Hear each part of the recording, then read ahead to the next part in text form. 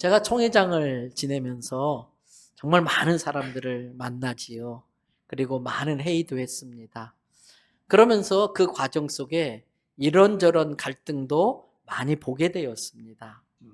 그러면서 많은 생각을 하게 되는데, 감히 함부로 판단하면 안 되지만 심지어 제 마음에 저분이 정말 예수님 믿는 분 맞을까? 그런 생각이 들게 하는 분들이 종종 가끔 있어요.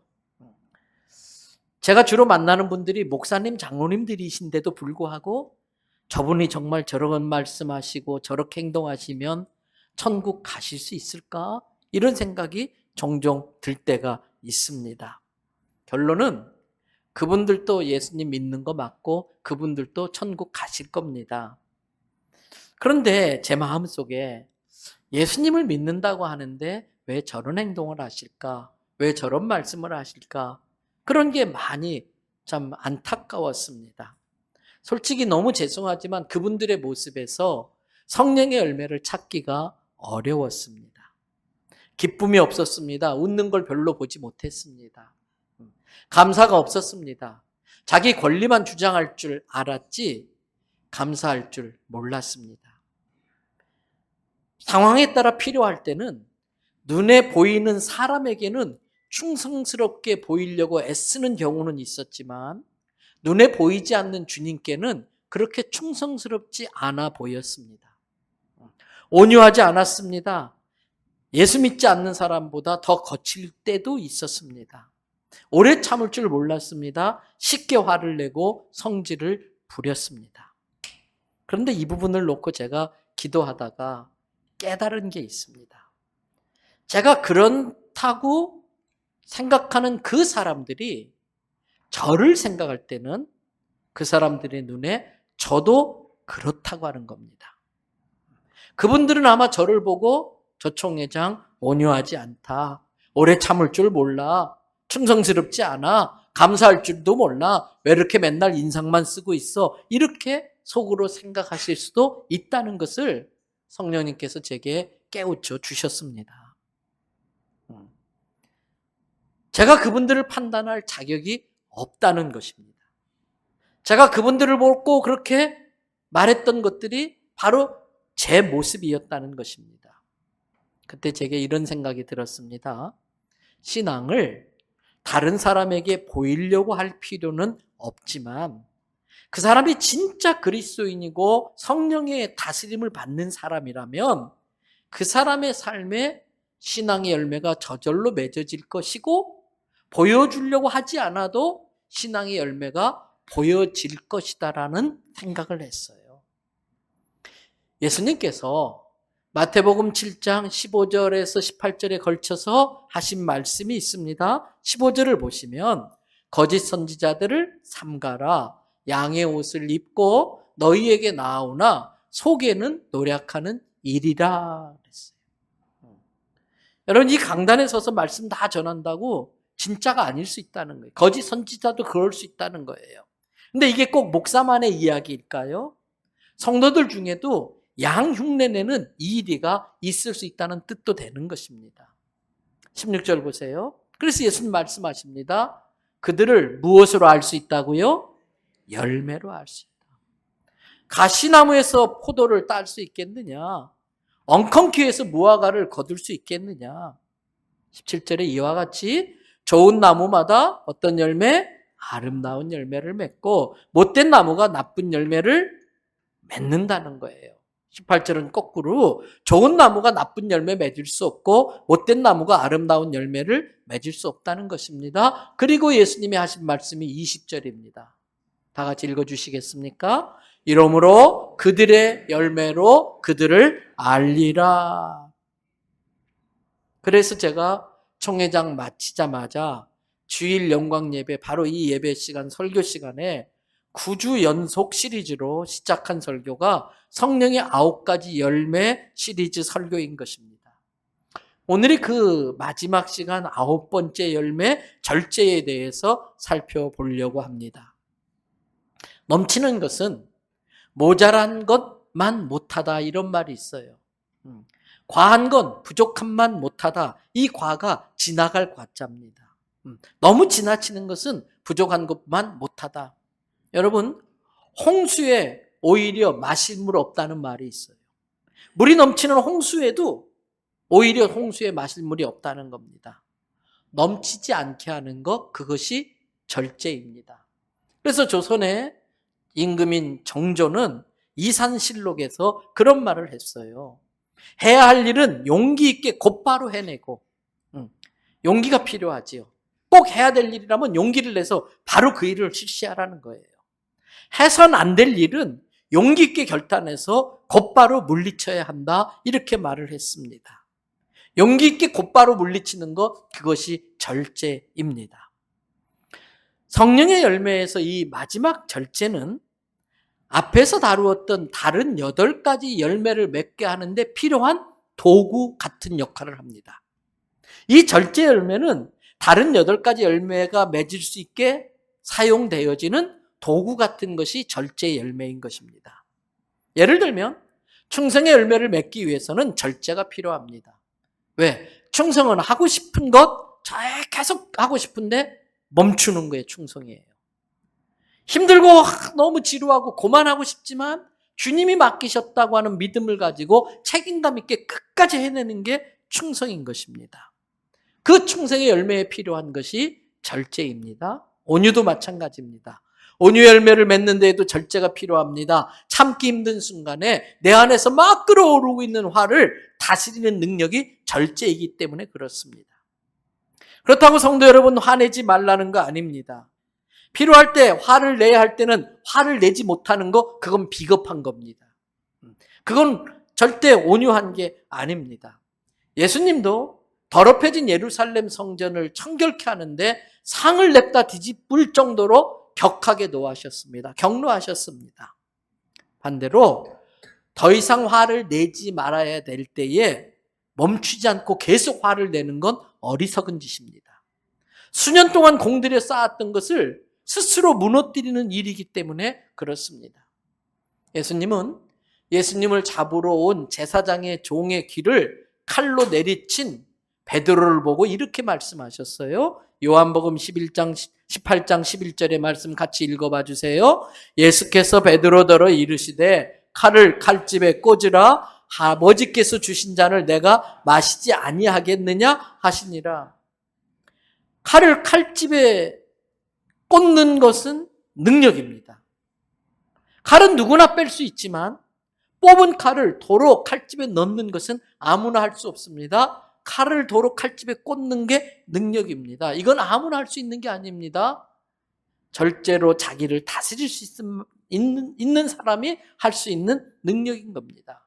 그래서 지난번에 소개해드린 구절이지요. 잠언 16장 32절 다 같이 노하기를 더디하는 자는 용사보다 낫고 자기의 마음을 다스리는 자는 성을 빼앗는 자보다 나으니라. 이처럼 절제는 성령의 다른 8가지 열매를 맺게 하는데 필요한 도구입니다.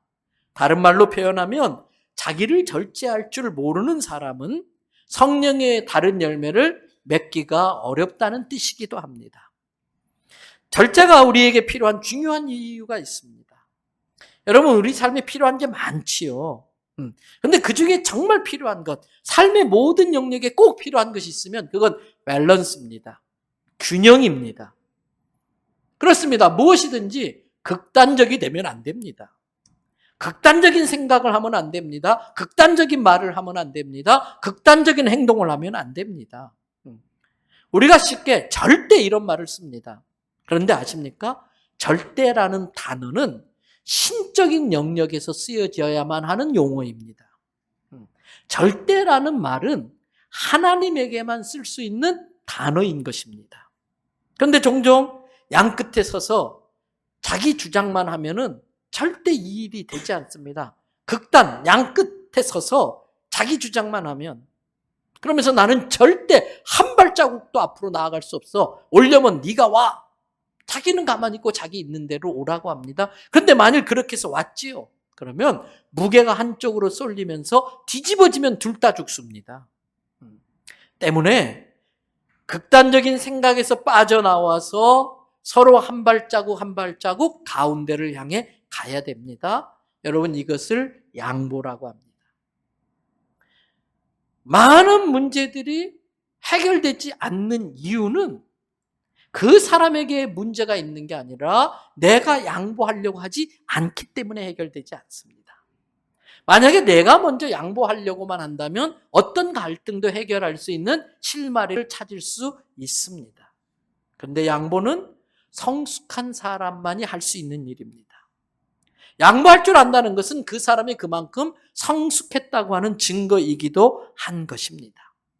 또한 순종과 맹종을 분별할 줄 아셔야 됩니다. 우리는 우리의 주님과 주님의 말씀에 순종하는 사람들이 되어야지 신비주의자들이나 이성주의자들이나 이단 교주에게 맹종하는 사람들이 되면 안 됩니다. 얄팍한 자기 지식을 또 절대적으로 생각해서는 안 됩니다. 생각하는 데 있어서도 내가 틀릴 수 있다는 것을 늘 인정하면서 자기 생각을 절제로 다스릴 수도 있어야 됩니다. 여러분, 그렇다고 해서 절제가 금욕주의도 아닙니다.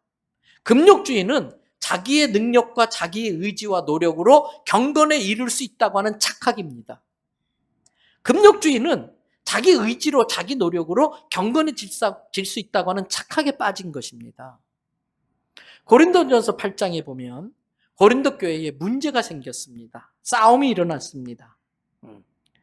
고린도 교회의 구성원들 중에 믿음이 좋은 사람이 있었고 이제 막 신앙생활한 믿음이 약한 사람이 있었고 또 거기에는 얼마 전까지 유대교 율법주의를 믿다가 그리스도교로 넘어온 사람들이 있었습니다. 그때 믿음이 좋은 사람들이 우상에게 바쳐진 음식을 먹을 때에 유대교에 얼마 전까지 있다가 넘어온 사람들이 어떻게 성경에서 그 많은 우상에게 바친 음식을 먹을 수 있냐? 그러면서 이 싸움이 벌어진 거예요.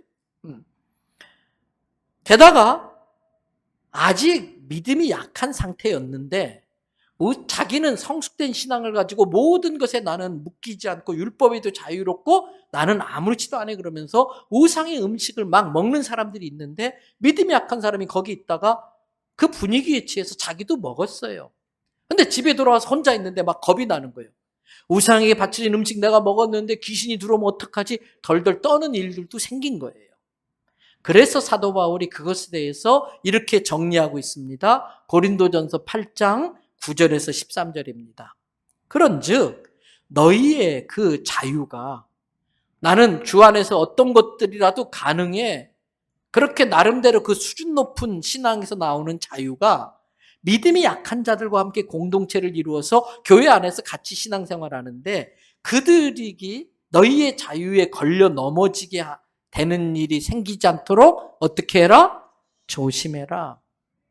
10절 나는 귀신에게 바치는 음식 먹어도 자유로워. 하나님의 은혜, 예수님 때문에 그 모든 것들을 나는 자유를 누릴 수 있게 되었어 라고 하는 그 지식 있는 내가 우상의 집에 앉아서 음식 먹는 것을 볼 때에 믿음이 약한 자들이 그걸 보고 그 순간에 자신감이 생겨가지고 같이 우상의 음식을 먹는 일도 생기지 않겠느냐. 그런데 11절 그 사람이 집에 가서는 두려운 마음이 들면서 너의 그 자유로운 지식으로 인해서 그 믿음이 약한 자가 멸망당할 수 있는데 그 사람은 예수님이 십자가에서 죽으심으로 건져낸 형제라는 거예요. 그래서 12절에 이같이 너희가 본의 아니게 형제가 죄를 짓게 만들고 그 약한 양심을 상하게 하는 것은 곧 그리스도께 죄를 짓는 것과 마찬가지라는 겁니다. 그래서 13절 같이 다 읽어와 주시겠습니까? 그러므로 만일 음식이 내 형제를 실족하게 한다면 나는 영원히 고기를 먹지 아니하여 내 형제를 실족하지 않게 하리라. 바울은 아무렇지도 않아요. 먹을 수 있어요. 그럼에도 불구하고 자기의 그 주 안에서 자유로워진 그 신앙의 수준이 누군가를 실족하게 만든다면 자기는 그 자유를 안 쓰겠다는 거예요. 근데 문제는 바울의 그러한 결정을 비난하는 사람들이 또 생긴 거예요. 아니, 귀신에게 바친 음식이라고 그것도 마음대로 못 먹는 사람이 어떻게 사도가 될 수 있어? 막 비난하는 거예요. 그렇게 비난하는 사람들을 향해서 바울이 답장처럼 쓴 게 고린도전서 9장입니다. 바울은 고린도전서 9장 20절에서 이렇게 말합니다. 유대인들에게 내가 유대인과 같은 모습으로 다가간 것은 그 유대인들을 구원하기 위해서이다.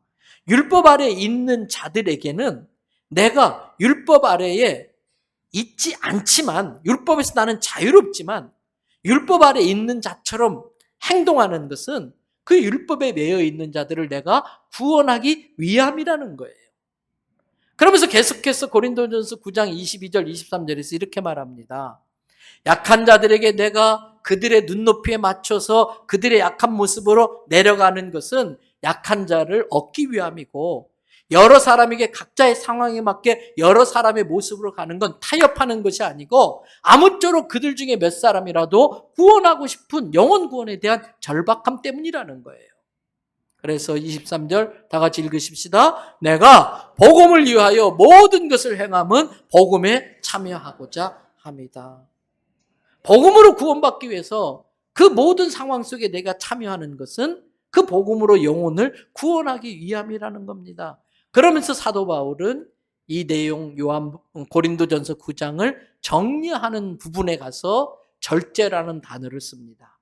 고린도전서 9장 25절입니다. 같이 읽어봐 주세요. 이기기를 다투는 자마다 모든 일에 절제하나니 그들은 썩을 승자의 관을 얻고자 하되 우리는 썩지 아니할 것을 얻고자 하노라.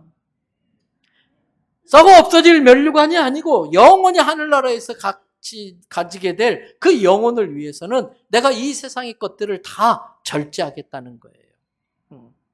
그렇습니다. 절제는 이럴 때 쓰는 거예요. 나에게도 유익이 되고 때로 다른 사람에게도 유익이 되게 하기 위하여 내가 하고 싶은 것을 참고 그만두고 하기 싫은 것을 책임감을 갖고 끝까지 해내는 것, 그게 바로 절제인 것입니다. 이제 말씀을 마무리합니다. 매주마다 강조하고 있습니다. 성령의 9가지 열매는 우리가 맺을 수 있는 게 아닙니다.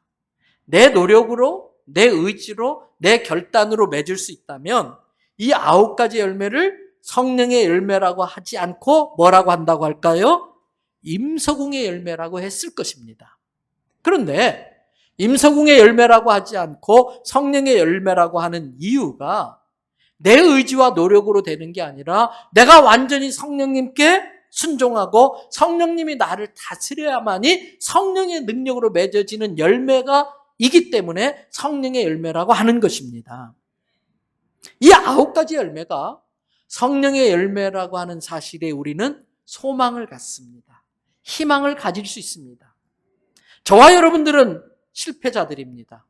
내 의지와 노력으로 성령의 열매를 맺으려고 하다가 하나도 맺지 못하고 온 실패자들입니다. 그러나 지금부터라도, 지금 이 순간부터라도 내 안에 내주하시는 성령님을 인정하고 그분을 존중하고 그분께 내 의지를 내려드리고 그분께 순종할 때에 그분의 능력으로 내게도 성령의 열매가 맺어질 수 있을 줄 믿습니다. 그래서 희망이 생기는 것입니다.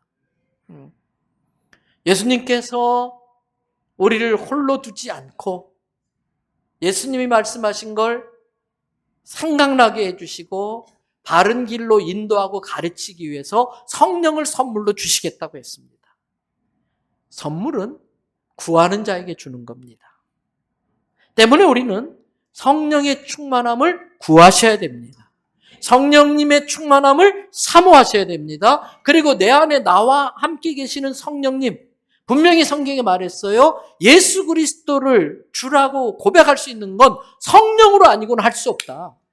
때문에 우리가 예수님을 구주로 고백한다면 이미 나도 모르는 사이에 성령님이 내 안에 계시기 때문에 가능한 거예요.